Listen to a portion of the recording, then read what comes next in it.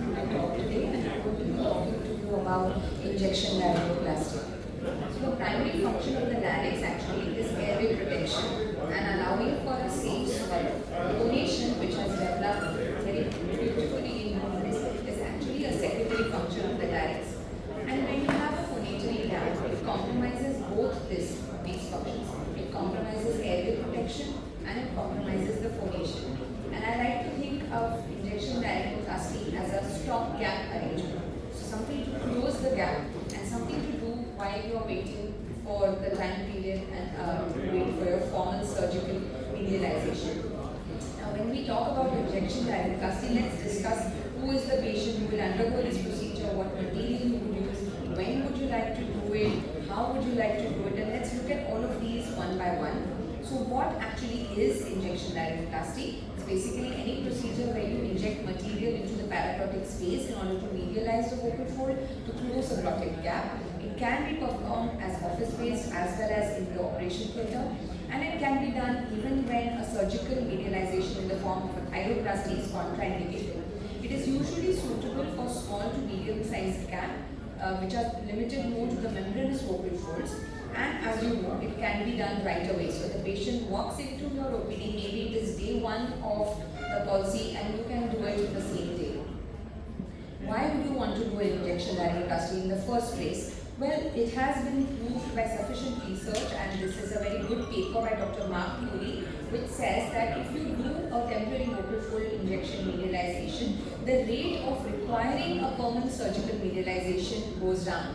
And it is thought that once the phonatory gap has been closed, the opposite vocal fold, because of the tactile feedback that it gets because of the closure of the gap, compensates the phonatory gap, and then gradually with time, as your injection material gets dissolved, even then the compensation is maintained. When to do the medialization?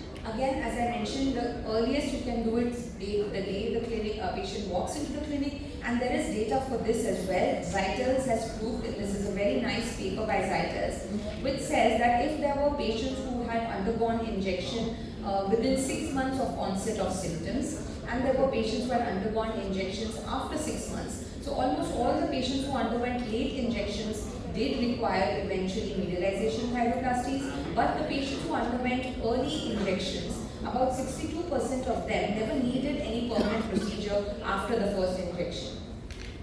So who is a candidate for injection? Of course, we are talking primarily about patients who have vocal fold paralysis or paresis. It can also be done for sulcus vocalis patients, presbyphonia, vocal fold scars, and as a trial before a permanent medialization is done. But more importantly, when I talk about who to do it in, is patient selection. Because you need a patient who will tolerate this procedure if you're planning to do it under local anesthesia in the office.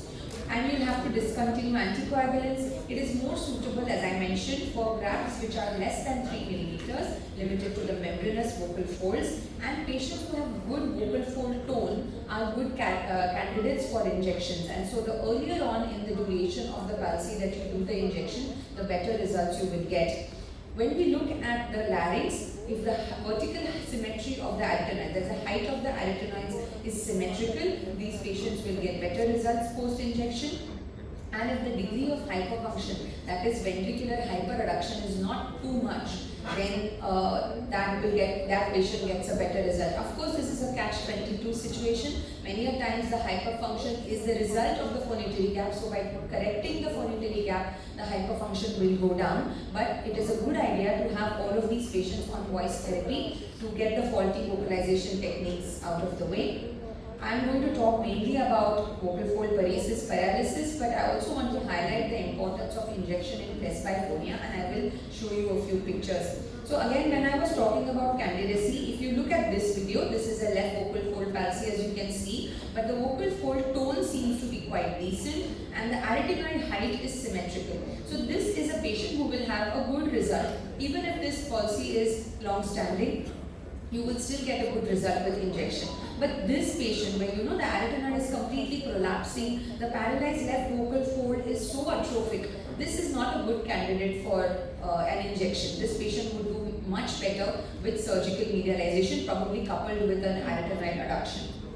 Vocal fold paresis sometimes becomes difficult to diagnose because it's not like the vocal fold is not moving at all. But vocal fold paresis is a good patient for good candidate for injection laryngoplasty. So as you can see, the left vocal fold here is a little bit bowed and a little bit atrophic. So this is a vocal fold paresis. Before we think, when we think of a phonatory gap, of course, if we need to check whether we are looking at a immobility or a fixity, and never miss the cause of the problem in the first place. A thorough neurological evaluation, radiological investigations in the form of CT scans covering the entire length of the recurrent laryngeal nerve, which is the nerve supplying the larynx, has to be done to look for the cause. Often I have seen that patients have come to me with a diagnosed palsy, sent for injection, and it has been missed that the patient has also got a palatal palsy, also got a tongue movement problem. So it is a neurological case. Simply by doing an injection and closing the phonatory gap, not only are you doing a disservice to the patient, probably you will not even get a good voice outcome because the tongue, palate, everything plays a role in a good voice. If you have a patient who has come with a phonatory gap which is secondary to scarring, let's say the scarring was after a surgery for a laryngeal carcinoma, you might want to think about how long has it been since the surgery has been done, because any injection material that you inject into the parotid space will potentially produce a little bit of inflammation. It should not interfere with your healing, it should not interfere with the effect that the radiation has had, and it should not interfere with any PET scan that you might be planning in the future. If you are thinking of palsy or paresis being done after a neck surgery or a chest surgery, again you have to wait to see the inflammation has of the surgical post-surgical inflammation has gone down. And I would like to stress here that do not rely on a rigid laryngoscopy to diagnose palsies, because many times subtle movement abnormalities can be missed when the tongue is being held and the larynx is not in a neutral position. If you do a flexible scopy, the larynx is in a neutral position and then you are better able to diagnose palsies. The ideal injection material that should have been available to us would be biocompatible, inert, easy to prepare, low in cost and last forever and ever, and would have comparable viscoelasticity to the superficial lamina propria, but this is still a mystery, it still eludes us. So what is available to us currently is something I like to classify as materials which work short term, materials which work intermediate duration, and long term materials. Unfortunately, the only thing available to us is hyaluronic acid in India. That's the only thing we get. Selene is the brand name. Calcium hydroxyapatite is very popular in the United States and in Europe, but it's not available to us. Of course, autologous fat and fascia are available, but these are procedures which can only be done under general anesthesia. So if we talk about a comparison between an injection laryngoplasty as a medialization procedure and a thyroplasty as a medialization procedure, as I mentioned, injection laryngoplasty can be done at any time, but for a thyroplasty, we traditionally wait for up to at least 4 months to see if there is any recovery of the movement. A small phonatory gap is better addressed with injection laryngoplasty, while you would ideally need a thyroplasty if you had a large phonatory gap. A patient who is not fit for general anesthesia or not fit for a prolonged anesthesia procedure is a good candidate to go for injection laryngoplasty. And if we are doing it as an office-based procedure, then it is of course minimally invasive. Posterior phonatory gaps and arytenoid asymmetry, as I mentioned, cannot be addressed by injections. So the two ways in which you can do injections would be office-based, which could be percutaneous, transoral or transnasal, and microlaryngoscopy guided in the OR, which are obviously all transoral. Office-based injections have got certain advantages. You can avoid the anesthesia, there is no hospital stay, you do get a direct auditory and visual feedback. So not only do you see the vocal fold bulking up, you can hear the voice getting better. So that's always a good sign for the patient and for the surgeon. Outcomes can be assessed then and there. I say low cost, but this depends upon the kind of practice you have, because in my practice, which is a private hospital that we own, the costs are pretty much in our hands. So the patient essentially is paying for the injection material, the rest of the costs are not that much. But maybe if you're in a government setup where the injection is not available in your college and everything else is free, then maybe a general anesthesia is cheaper for you than an injection laryngoplasty in the office. Of course, it is time saving as compared to GA procedures, and any fans of the office will know that the office always wins. But if we are talking about the office-based injection, the downsides are that there is some learning curve involved. You need a patient who is highly cooperative. Patients who've got short, fat necks or irradiated necks, sometimes identification of the landmarks becomes difficult. You need good equipment so you are able to visualize your target area exactly. You need a good assistant because you're relying on the assistant to give you a steady view of the vocal folds.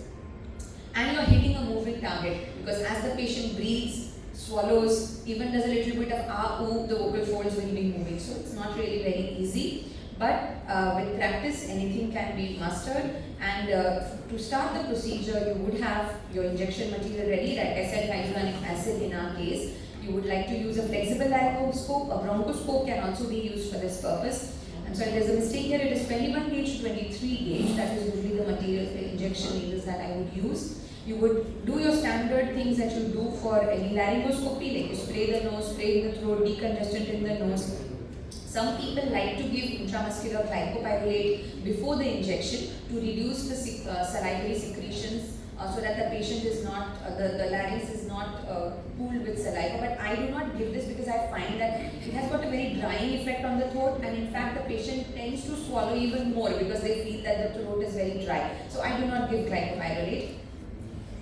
The techniques for percutaneous injection, three approaches that are traditionally there is a transthyroid approach where you go through the thyroid cartilage, a cricothyroid approach where you go through the cricothyroid membrane, and a thyrothyroid approach. So in every patient, before we begin, we will mark these landmarks. You will mark the superior notch of the thyroid, the superior thyroid notch. You will mark the inferior border of the thyroid cartilage. You will mark the superior border of the cricoid cartilage and the cricothyroid space therein, and the inferior border of the cricoid cartilage. So once you have all your landmarks marked with a pen, then you can plan which technique you like.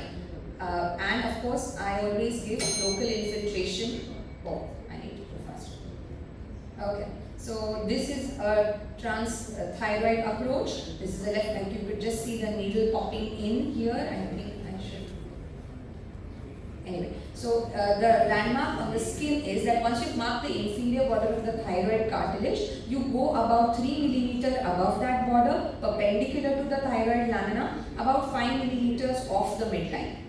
When the needle pierces through the cartilage, you will get a give way feeling, and you will see the needle here in your vocal folds, and then the injection material can be given. This is a patient. Do we have voice? Do we have audio?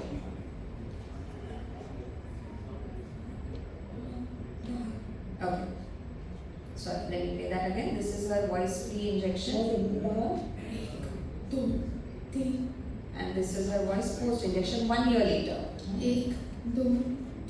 So I think good compensation has happened and she still has a good voice. Let me just quickly show you another clip of injection. This is the left vocal fold palsy, and this indentation you see is me pressing the cricothyroid membrane. I like to press my finger in there to give me an idea of where my lower border of thyroid is. So that is a constant guide to me. And then here you see the needle tending into the vocal fold. I have gone through the thyroid cartilage. The needle can be seen moving inside here in the paraglottic space, and the cord is now moving up, bulking up by the injection material that has been injected, and the ballooning up of the vocal fold.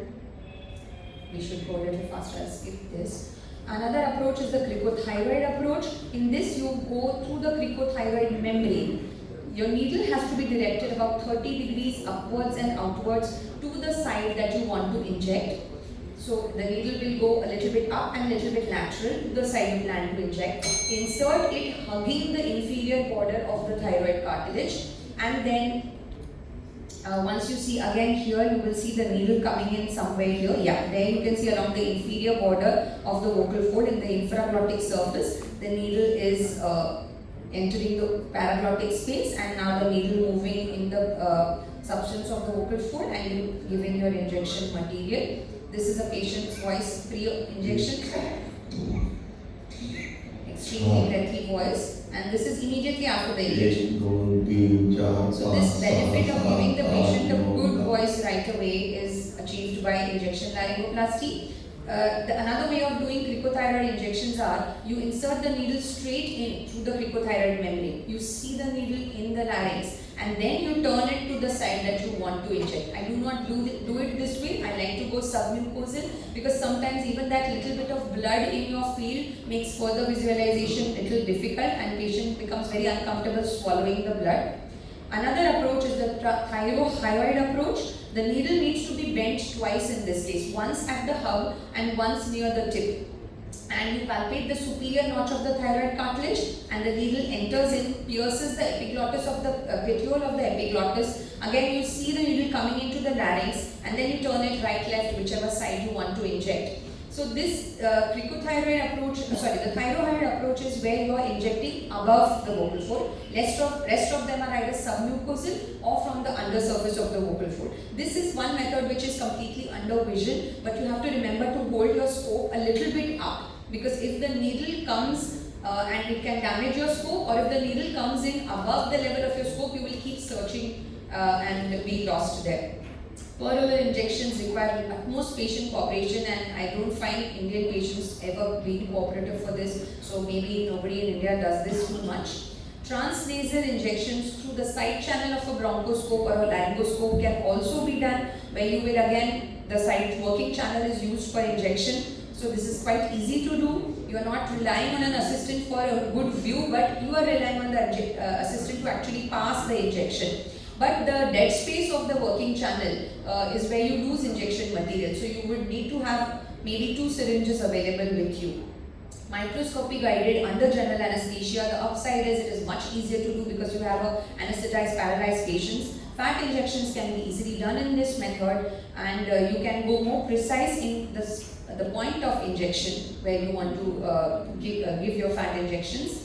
And the downside, of course, is again, it's a general anesthesia procedure. The involved costs and hospitalization.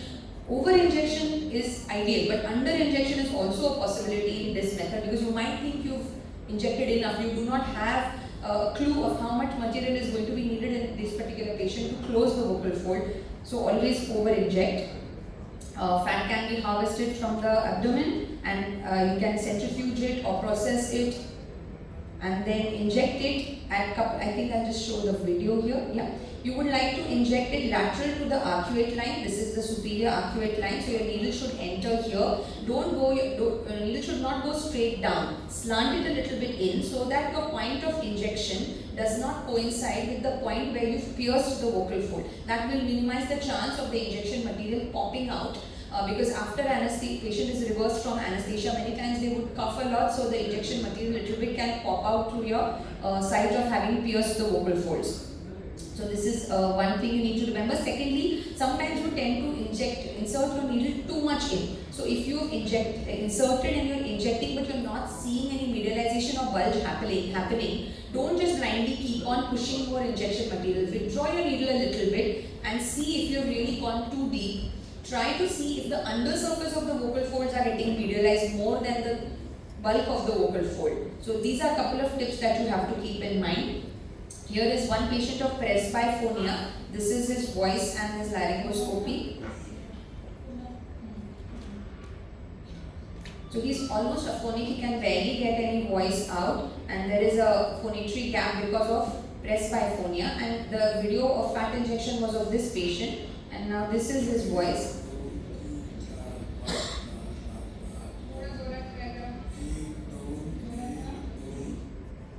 Another patient of vocal fold palsy, I tried to convince her to undergo a local anesthesia office procedure, but she was quite skeptical, and she has a short neck, short fat neck, so I was also happy to do it under GA. So this is a pre-injection voice, and this is 3 months post-injection.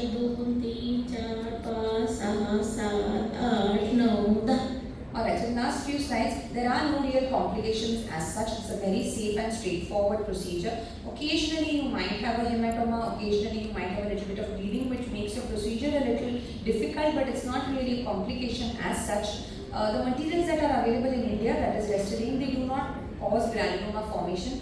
Fat, sometimes if it is not processed correctly, can cause granuloma formation, and CAHA, that is calcium hydroxyapatite, can cause granuloma formation.